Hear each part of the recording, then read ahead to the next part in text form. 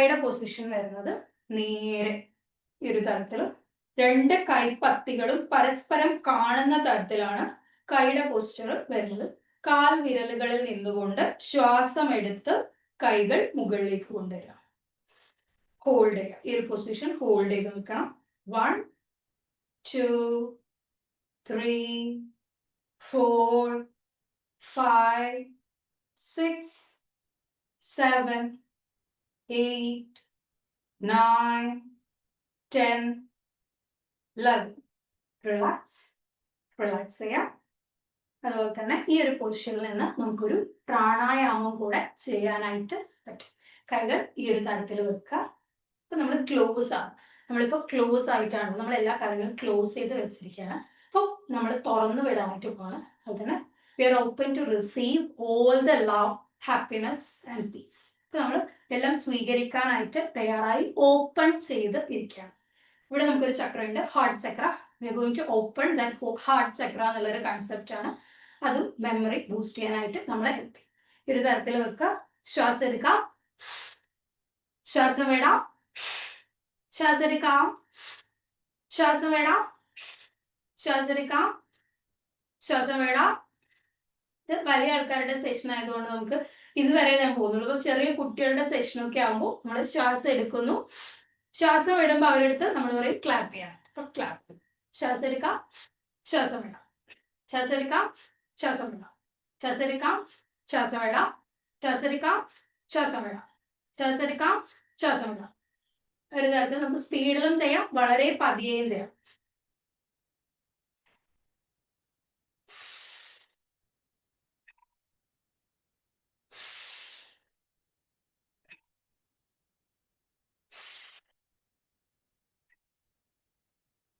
Relax. അപ്പൊ ഇതൊക്കെ നമുക്ക് സ്ഥിരമായിട്ട് ചെയ്യാൻ പറ്റുന്നതാണ്.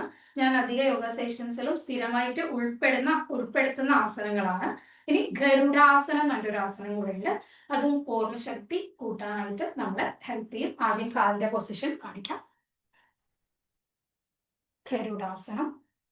കാല്, നമ്മൾ ഒരു കാല്, വലത് കാല് ഇടത് കാലിനുള്ളിലൂടെ എടുത്ത് ഇടത് കാലിന്റെ ചുറ്റി വരിഞ്ഞിട്ടാണ് കാലുകൾ വെക്കുന്നത്. വലത് കാല് ഇടത് കാലിനുള്ളിലൂടെ എടുത്ത് ചുറ്റി വരിഞ്ഞ് നിൽക്കാം. ഗരുഡാസനം, ഈഗിൾ പോസ്ചർ. ഈ കൈയിന്റെ പൊസിഷൻ കാണിക്കാം. കൈ ആണെങ്കിൽ വലത് കൈ ഇടത് കൈയുടെ ഉള്ളിലൂടെ എടുത്ത് ഈ ഒരു പൊസിഷനിൽ എത്തും. അത് എത്തിയതിനു ശേഷം നമ്മൾ ആ ഒരു പൊസിഷനിൽ ഇരിക്കണം. ഹോൾഡ് ചെയ്യാം. 1 2 3 4 5 6 7 8 9 10 11. റിലാക്സ്. കൈകൾ ആദ്യം റിലീസ് ചെയ്യാം, അതിനുശേഷം കാല് റിലീസ്. ഗരുഡാസനം എന്നാണ് പറയുന്നത്. നമ്മൾ പദ്മാസനം ചെയ്തു, ആദ്യം ചെയ്തു അതാണ്. പശ്ചിമ ഉത്ഥാനാസനം ചെയ്തു, വൃക്ഷാസനം ചെയ്തു, താടാസനം ചെയ്തു, ഗരുഡാസനം ചെയ്തു, ബാലാസനം, അതുപോലെ തന്നെ വജ്രാസനം ചെയ്തു, അതുപോലെ തന്നെ ഹാർട്ട് ഓപ്പണിംഗ് പ്രാണായാമം ചെയ്തു. 7 കാര്യങ്ങൾ നമ്മൾ മെമ്മറി ബൂസ്റ്റ് ചെയ്യാനുള്ള യോഗ എന്ന രീതിയിൽ പഠിച്ചിട്ടുണ്ട്. ഇത് സ്ഥിരമായി ചെയ്യുകയാണെങ്കിൽ ഓർമ്മക്കുറവ് കുറയ്ക്കാൻ, അതുപോലെ കുട്ടികൾക്കൊക്കെ ചെയ്യാം. കുട്ടികൾക്കൊക്കെ നല്ല രീതിയിൽ കോൺസെൻട്രേഷൻ കിട്ടാനും, അതുതന്നെ സൈക്കോളജിക്കലി എന്തെങ്കിലും depression, anxiety, tension, over thinking ഇതൊക്കെ ഉള്ള ആൾക്കാർക്കും നമുക്ക് ഇത് സ്ഥിരമായി ചെയ്യുന്നത് നല്ലതാണ്. അപ്പം ഞാനിരിക്കാം.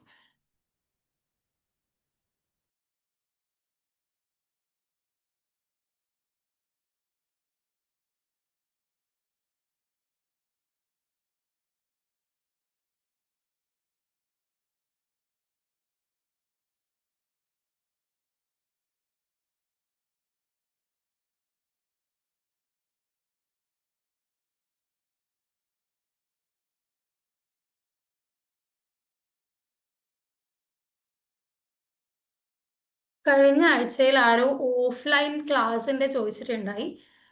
കൊച്ചിയിൽ 21st ഇന്റർനാഷണൽ യോഗ ഡേൻ്റെ അന്ന് ഒരു സെഷൻ ഞാൻ എടുക്കാൻ വരുന്നുണ്ട്. അപ്പം ആർക്കെങ്കിലും താല്പര്യം ഉണ്ടെങ്കിൽ ഓഫ്ലൈനായിട്ട് കോസ്മോസ് കൊച്ചിയിലാണ് എടുക്കുന്നത്. അപ്പോൾ ആർക്കെങ്കിലും വരണം എന്നുണ്ടെങ്കിൽ ഓഫ്ലൈൻ ആണ്. വരണം എന്നുള്ളവർക്ക് വന്ന് ജോയിൻ ചെയ്യാം. ഇന്റർനാഷണൽ യോഗ ഡേയുടെ ഭാഗമായിട്ട് അവയർനെസ്സിന് വേണ്ടിയിട്ട് സംഘടിപ്പിക്കുന്ന ഒരു വർക്ക്ഷോപ്പ് പോലെയാണ്, അല്ലാണ്ട് കോഴ്സൊന്നുമല്ല.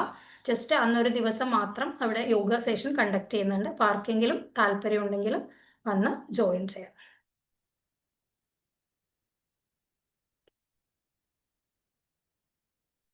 അപ്പോൾ നമ്മളിപ്പോൾ പത്മാസനം ആണ് എത്തിയത്. പത്മാസനം പറഞ്ഞു, എങ്ങനെയാണ് ചെയ്യേണ്ടതെന്ന് പറഞ്ഞു. കാലുകളുടെ പൊസിഷൻ ഒന്ന് ശ്രദ്ധിച്ചോളൂ. കാലുകൾ രണ്ടും ഇപ്പം നിങ്ങൾക്ക് ഇത് പറ്റുന്നില്ല എങ്കിൽ അർദ്ധ പത്മാസനത്തിൽ ഇരിക്കാം. ഒരു കാല് മാത്രം, അതായത് വലത് കാല് മാത്രം മുകളിൽ വെച്ച് ഇടത് കാല് താഴ്ത്തി വെച്ചിട്ട് നമുക്കിരിക്കാം. ഇതും പറ്റുന്നില്ലെങ്കിൽ നമുക്ക് സിദ്ധാസനത്തിൽ ഇരിക്കാം. ഇടത് കാല് ഉള്ളിലേക്കും വലത് കാല് അതിൻ്റെ തൊട്ട് മുന്നിലായും വെക്കുക.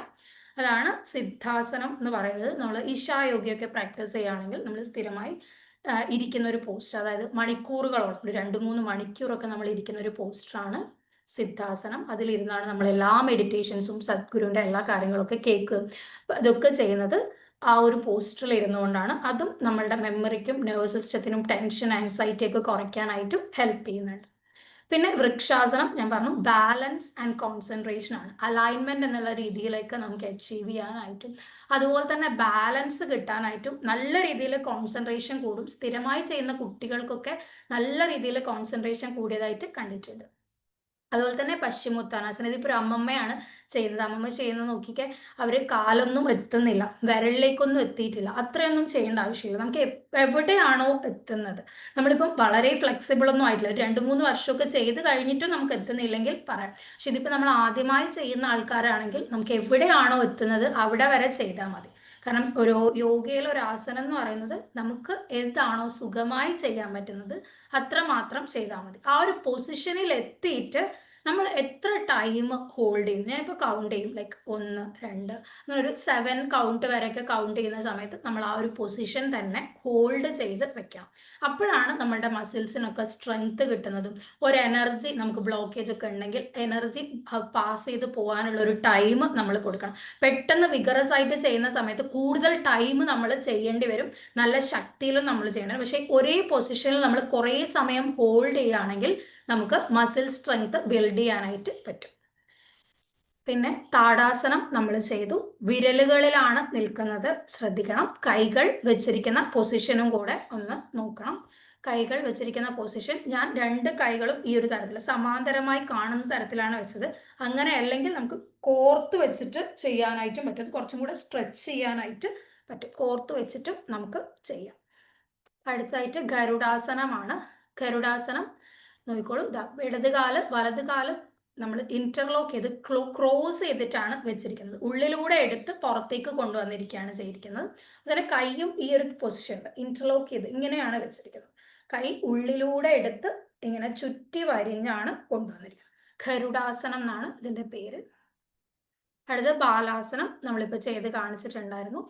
കണ്ടു, വജ്രാസനത്തിൽ ഇരുന്ന് പോസ്റ്റർ റെഡിയാക്കിയതിന് ശേഷം നമ്മൾ ശ്വാസം വിടുന്നു, സ്പൈന് നേരെ താഴേക്ക് വരുന്നു, നെറ്റി തറയിൽ തൊടുന്നു. ഈ ഒരു പൊസിഷൻ ശ്രദ്ധിക്കണം. ബാലാസനം എന്നാണ് പറയുന്നത്. ചൈൽഡ് പോസ്ചർ എന്ന് പറയും.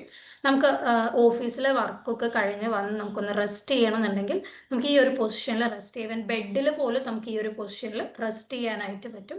നമ്മുടെ മൈൻഡൊക്കെ ഒന്ന് കാം ഡൗൺ ആവും, അതുപോലെ തന്നെ സ്ട്രെസ്സൊക്കെ കുറയും. അപ്പം നമുക്കിതൊക്കെ സ്ഥിരമായിട്ട് നമുക്ക് ചെയ്യാൻ പറ്റുന്നതാണ്. ഉറങ്ങുന്നതിന് മുന്നൊക്കെ സ്ഥിരമായിട്ട് ചെയ്യാൻ പറ്റുന്നതാണ്.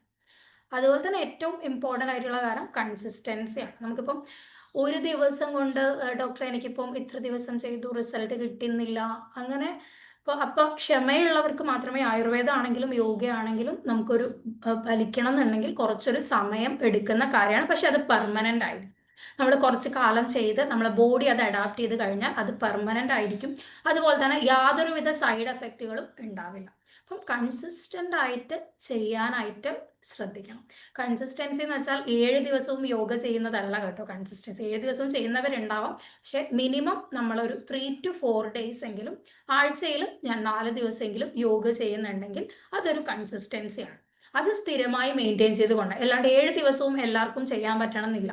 അതുപോലെ തന്നെ ഒരു ദിവസമൊക്കെ നമുക്ക് കംപ്ലീറ്റ് വേണമെങ്കിൽ റെസ്റ്റ് എടുക്കുന്നതിനും കുഴപ്പമൊന്നുമില്ല. അപ്പം 3 ദിവസം അല്ലെങ്കിൽ 4 ദിവസമെങ്കിലും സ്ഥിരമായിട്ട് ആഴ്ചയിൽ ചെയ്യാനായിട്ട് ശ്രമിക്കുക. കൂടുതൽ ദിവസങ്ങളൊന്നും വേണ്ട.